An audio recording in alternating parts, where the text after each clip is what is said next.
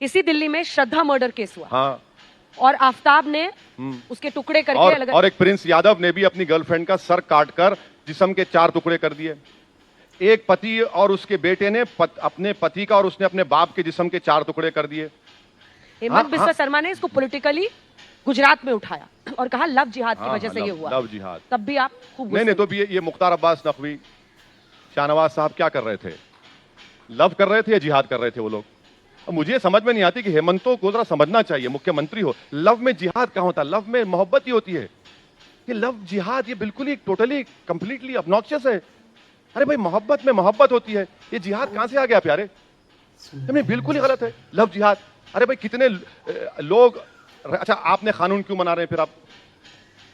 आप तो एक नफरत पैदा करने का काम आसाम में कर रहे हैं, नफरत फैलाने का काम कर रहे हैं।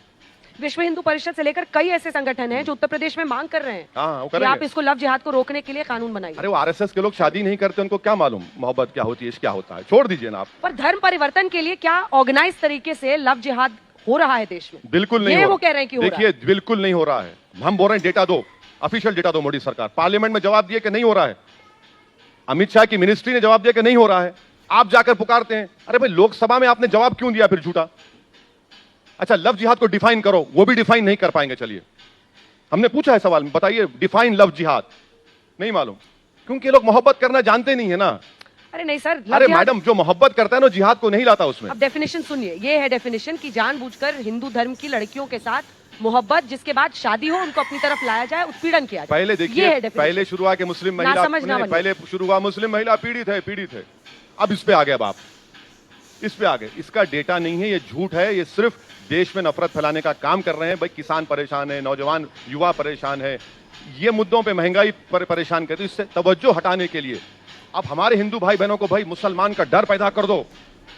हम 2022 में हैं, मगर आज भी माशाल्लाह अकबर की बात करते हैं, जहांगीर की बात करते हैं, शेरशाह सूरी की बात करते हैं। अरे भाई ये तो देख लो आप क्या हो रहा है। आप महंगाई बेरोजगारी पर कितने आपने भाषण दिए गुजरात में? आप चलाते नहीं है अपने चैनल पर, क्योंकि मसाला नहीं मिलता आपको उसमें। कहां भाषण दिए, क्या बताया? अरे कितना हमने बोला। हमारी पार्लियामेंट की स्पीच है पिछले मॉनसून सेशन में, और मेरी स्पीच के बाद कई भाजपा के एमपी आके बोले कि यार तूने सबसे अच्छा बोला। अच्छा आपने देखा रिजर्व बैंक ऑफ, सुन लिया? अच्छा ये तो आपकी पूरी कहानी है सर। नहीं सुन लीजिए अंजना ओम कश्यप ये समझ रही है कि असदुद्दीन ओवैसी का इकोनॉमिक्स के बारे में नहीं मालूम। मैं इतना थम्स अप नहीं हूं जितना आप समझ रही हैं। मिसाल के तौर पर आरबीआई ने रिपो रेट बढ़ा दिया। इस देश में सबसे ज्यादा लोग फिक्स डिपॉजिट में, इंटरेस्ट रेट बढ़ाइए ना उनका। ईएमआई तो आपने बढ़ा दिया, उनका इंटरेस्ट रेट नहीं बढ़ता है, आप बढ़ाइए उनका। किसानों के कितना लोन आप माफ करते हैं? मैंने एग्जाम्पल दिया लोकसभा में कि 100 रुपए के लिए किसान को सर्टिफिकेट लाना पड़ा, और आप रिटर्न राइट ऑफ वो हो गया करोड़ों रुपए। यही तो हो रहा है।